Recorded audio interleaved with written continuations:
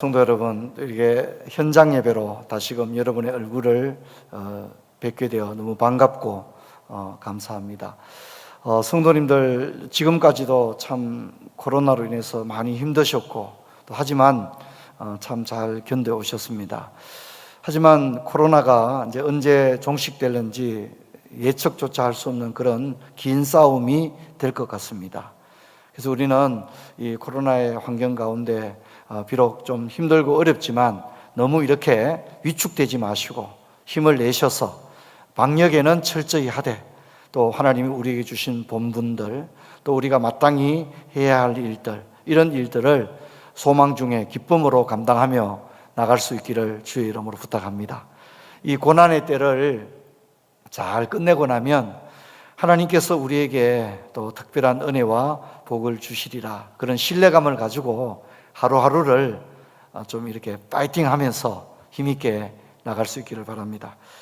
여러분, 이제 오늘 잠언집 2가 끝이 나고 다음 주일부터는 잠언집 3으로 넘어가게 됩니다. 편히 있는 분은 22장 16절까지가 잠언집 2가 끝이 나는 겁니다. 그리고 22장 17절부터 잠언집 3이 다음 주부터 이어지게 되겠습니다. 여러분, 잠언집 1을 보면 내 아들아 이렇게 시작하는 아버지 잠언이 많이 나오죠. 그래서 잠언 1장부터 잠언 9장까지는 자녀 교육에 관한 이보다 더 좋은 본문이 없습니다. 그래서 아이들과 어떤 성경을 읽으면 좋을까 생각되시거든 잠언 1장부터 9장 잠언집 1집 이것을 살펴보면 좋겠다 그렇게 생각됩니다. 그리고 이제 오늘 잠언집 2가 끝이 나면서 잠언집 2의 마지막 부분인 잠언 22장에 가서 두 개의 잠언을 통해서 자녀 교육의 문제가 한 번 더 언급되고 있는 것을 보게 되어집니다. 여러분, 오늘 우리 시대에는 아버지가 사라진 시대입니다. 그런가 하면 또 잠언이 사라진 시대다 그렇게 생각됩니다. 아버지와 아들 또 엄마 자녀들이 가족 부모님과 함께 잠언의 말씀을 나눌 수 있는 가정은 참 복된 가정이고 부모님으로부터 잠언을 들은 세대들은 참으로 복된 세대가 아닌가 그렇게 생각되어집니다. 오늘 잠언 22장을 보면 두 개의 구절이 나오는데 우리가 읽었던 6절은 자녀 교육에 때를 놓치면 안 된다 이런 내용이 나옵니다. 그리고 읽지 않았던 15절은 구체적인 교육이 구체적인 결과를 가져온다. 그러니까 이제 때가 되면 다 알겠지. 그건 잠언이 동의하지 않습니다. 잠언은 반드시 가르쳐라 이렇게 합니다. 그래서 구체적인 교육이 구체적인 결과를 가져올 것이다 그렇게 이야기합니다. 오늘은 이 6절과 9절 두 구절을 여러분과 함께 살펴보려고 합니다. 여러분, 우리가 6절을 아까 읽었습니다만 한 번 더 같이 한번 읽겠습니다. 마땅히 행할 길을 아이에게 가르치라. 그리하면 늙어도 그것을 떠나지 아니하리라. 6절의 전반부를 보면 교육의 내용과 교육의 대상, 교육의 방법론이 나옵니다. 먼저 마땅히 행할 길, 이것은 교육의 내용입니다. 이것을 가르쳐야 합니다. 물론 성경입니다. 그리고 또 자녀가 살아가면서 알아야 할 모든 예절과 규범과 또 모든 지혜들 이런 것들을 의미합니다. 이렇게 따진다면 정말 우리 아이들이 배워야 할 게 얼마나 많겠습니까? 그리고 이제 아이에게라고 했습니다. 교육의 대상을 밝히고 있습니다. 아이에게. 그리고 교육의 방법론을 이야기하는데 가르치라 그렇게 얘기합니다. 신명기의 자녀 교육 방법은 현장 교육입니다. 현장 교육. 신명기는 현장 교육을 말합니다. 길을 행할 때나 누웠을 때나 그러니까 언제나 그때 그 현장에서 직접 성경을 가르치라. 이것이 신명기 교육 방법이라면 잠언의 교육 방법은 가르치라는 겁니다. 그냥 때가 되면 다 알 때가 오겠지. 아닙니다. 잠언은 동의하지 않습니다. 가르치라. 가르치지 않으면 모른다. 이것이 이제 잠언의 교육 철학입니다. 여러분, 그 유아 교육에서는 초자가 형성되는 시기를 3세에서 5세라고 합니다. 그래서 유아 교육에서 3세에서 5세를 놓치는 것, 자녀를 그냥 방치하는 것은 아이를 버리는 것이나 다름없는 굉장히 무책임한 행동으로 그렇게 얘기합니다. 우리나라 말에도 3살 버릇이 8가지 간다 이런 말이 있지 않습니까? 3살이면 영아부입니다. 영아부에서 인생이 결정된다 해도 과언이 아닙니다. 근데 이제 이 시기에 부모님들이 자녀 교육 열이 굉장히 높습니다. 그 어느 때보다 자녀 교육에 대한 열정으로 넘쳐나는 시기가 바로 이때거든요. 근데 문제는 이 부모님들의 그 열심이 성경이 말하는 그런 핵심을 조금 벗어납니다. 여러분 이제 저만 해도 이제 아이들 키울 때에 옷이나 이렇게 유모차 사주고 이러면 이렇게 기억나는 브랜드가 아가방 뭐 이런 게 기억이 납니다. 아가방. 그런데 요즘 분들은 뭐 맥클라렌이나 뭐 스토케 이런 상품들을 쓴다고 합니다. 맥클라렌, 스토케 뭔 말인지도 모르겠어요. 근데 요즘 엄마들은 이 브랜드 이름들을 다 알고 있다고 합니다. 유모차가 뭐 몇백만 원씩 한다고 그렇게 이야기를 하죠. 그런데 이렇게 수백만 원짜리 유모차를 사면서도 정작에 아이에게 반드시 가르쳐야 될 것에 대해서는 가르치지 않는 시대입니다. 여러분 우리가 22장 5절 6절을 연결해서 같이 한번 읽어보도록 합시다. 아까 6절은 읽었지만 5절과 6절을 연결해서 같이 한번 읽겠습니다. 패역한 자의 길에는 가시와 올무가 있거니와 영혼을 지키는 자는 이를 멀리하느니라. 마땅히 행할 길을 아이에게 가르치라. 그리하면 늙어도 그것을 떠나지 않으리라. 5절과 6절에 각각 길이 나옵니다. 5절에도 길이 나오고 6절에도 길이 나오는데 5절에 나오는 길은 패역한 자의 길입니다. 근데 이 길은 죽음의 길입니다. 그래서 5절에 보면 이 길에는 가시와 올무가 있는데 영혼을 지키는 자는 이를 멀리한다 이렇게 말했기 때문에 이 말은 뭐냐면 이 패역한 자의 길은 바로 죽음의 길을 의미하는 것입니다.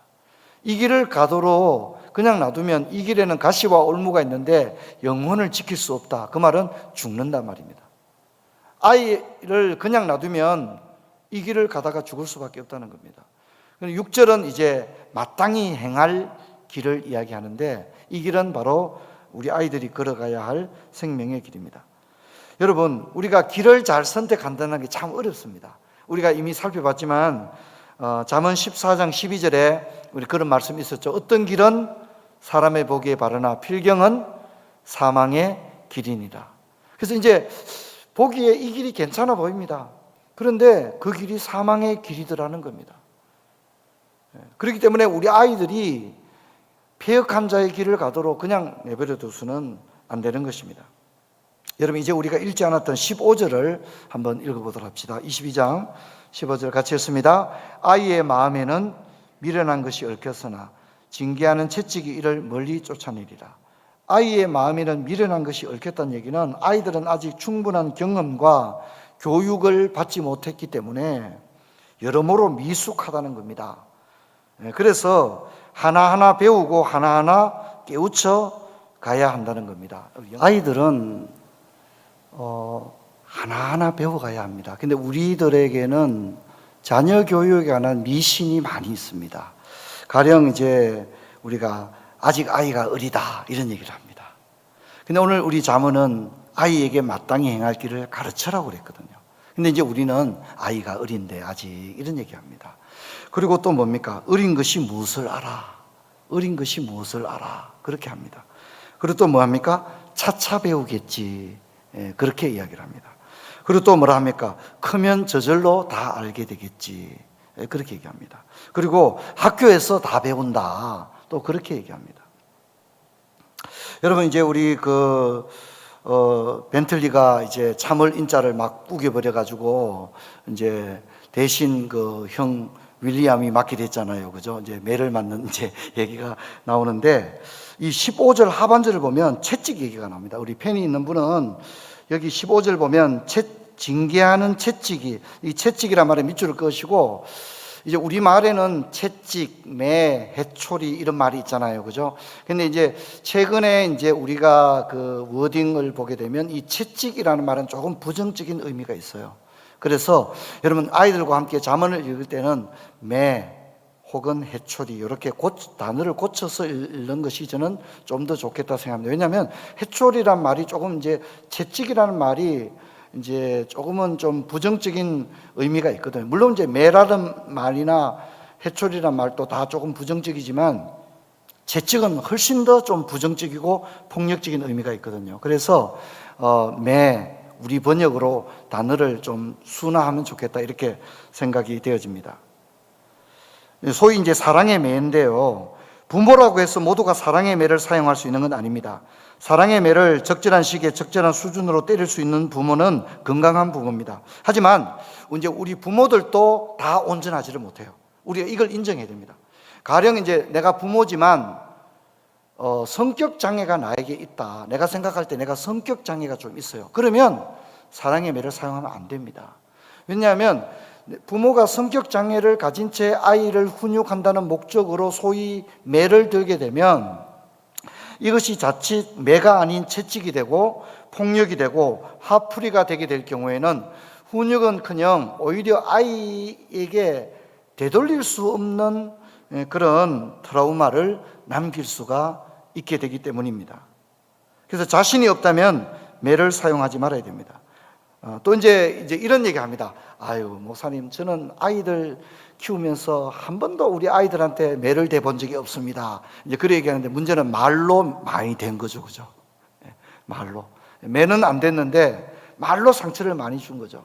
그래서 이런 것들은 모두가 우리가 부모된 이들이 생각을 해봐야 됩니다. 여러분 성경 한 번 더 볼 텐데요. 잠언 23장 13, 14절 좀 어려운 얘기입니다. 이제 이것은 부모님들이 이 본문을 잘 알아야 가정 예배 드릴 때 아이들과 이 얘기를 잘 나눌 수가 있습니다. 같이 한번 읽겠습니다. 아이를 훈계하지 아니하려고 하지 말라. 채찍으로 그를 때릴지라도 그가 죽지 아니하리라. 내가 그를 채찍으로 때리면 그의 영혼이 소홀에서 구원하리라. 언뜻 보면 좀 이렇게 무서운 잠언처럼 느껴집니다. 그죠? 아이를 때릴지라도 죽지 아니하리라. 또 내가 아이를 채찍으로 때리면 그의 영혼을 소홀에서 구원하리라.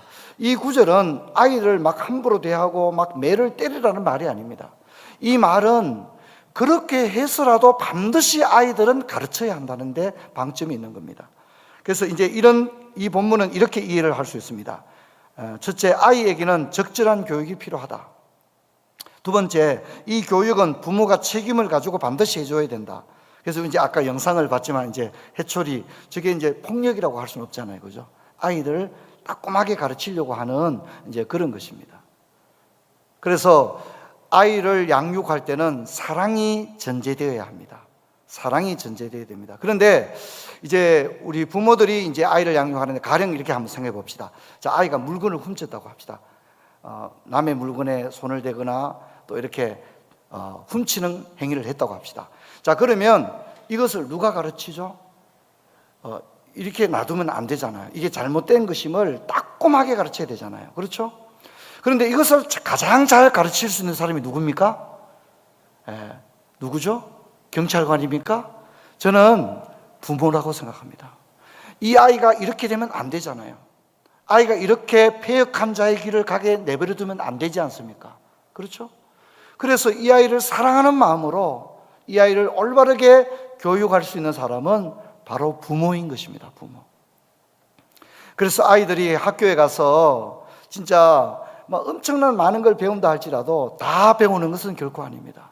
우리 선생님들이 최선을 다해서 아이들을 가르치지만 부모가 가르쳐야 될 책임과 몫이 남아있다는 사실을 잊지 말아야 됩니다. 그래서 오늘 잠언에 보면 이렇게 아이를 채찍으로 때려서라도 가르치라고 하는 것은 아이에게 폭력을 사용하라는 의미가 아닙니다. 그렇게 해서라도 아이가 멸망길을 가는 것을 내버려 두서는 안 된다는 것을 강조하고 있다 하는 것을 여러분이 기억을 해야 합니다. 여러분, 이렇게 했을 때 결과가 어떻게 됩니까? 여러분, 22장 6절을 보면 뭐라고 말합니까?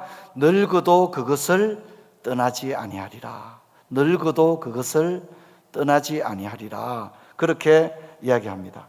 그리고 여러분, 잠언 20장 11절을 같이 한번 읽어볼까요? 우리가 지난번에 한번 읽었던 본문입니다. 같이 읽습니다. 비록 아이라도 자기 동작으로 자기 품행이 청결한 여부와 정직한 여부를 나타내는, 유치원 꼬맹이도 말이죠, 보면 아이가 반듯한 거예요.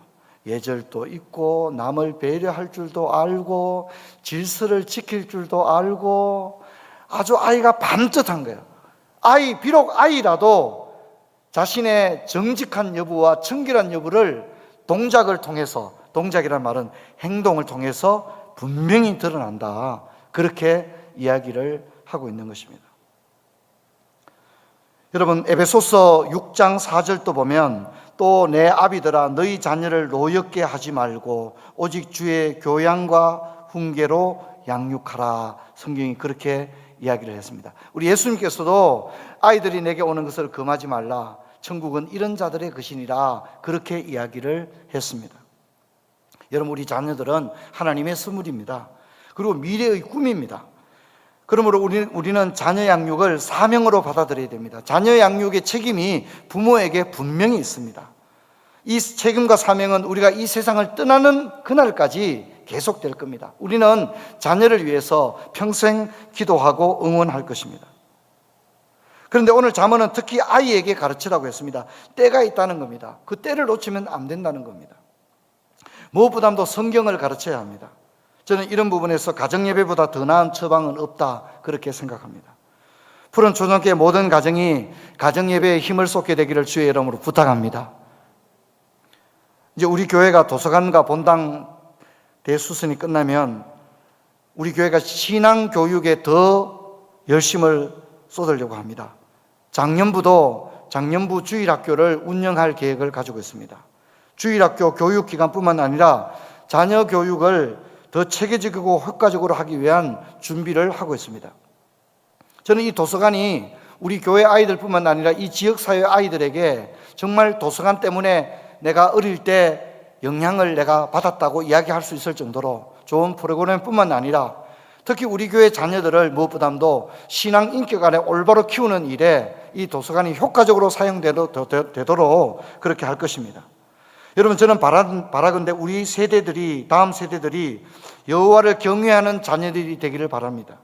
앞으로 10년, 20년이 흘렀을 때 우리 자녀들이 지금의 우리 성도님들보다, 저와 여러분보다 더 여호와를 경외하고 더 탁월한 영향력을 미치는 다음 세대가 되기를 주의 이름으로 축원합니다. 그래서 10년, 20년이 흘렀을 때 우리 자녀들이 우리 교회 집사님이 되고 또 권사님들이 되어져서 또 우리 교회를 더 우리 세대보다 더 좋고 건강하고 영향력 있는 그런 교회로 세워갔으면 좋겠다, 그렇게 생각합니다. 여러분, 이런 일을 위해서 우리 교회가 용기와 열정을 쏟을 수 있는 그런 은혜가 있기를 주의 이름으로 축원합니다. 여러분, 우리가 인생을 살아보면 여러 가지 할 일이 많겠지만 자녀 교육보다 더 중요한 일은 없습니다. 이것은 미룰 수도 없는 일입니다. 여러분, 이것을 기억하고 우리 온 교회가 우리 자녀들을 신앙교육 올바르게 하는 일에 매진하는 그런 복된 은혜가 있기를 주의 이름으로 축원합니다. 자리에서 일어나시겠습니다. 제가 기도하겠습니다. 하나님 아버지, 은혜와 사랑을 감사합니다. 오늘 잠언의 말씀을 통해서 자녀 교육에 관한 말씀을 저희들이 살펴봤습니다. 마땅히 행할 길을 우리 아이들에게 가르치는 부모들이 되게 하시되 주의 교양과 훈계로 양육하게 하시고 우리 아이들이 멸망의 길로 가지 않도록 마땅히 행할 길을 가르치는 부모들이 되게 해주시며, 특별히 우리 푸른 초장교회가 다음 세대들을 신앙으로 올바르게 양육하는 푸른 초장교회 되게 하여 주옵소서. 주 예수 그리스도 이름으로 기도하옵나이다. 아멘.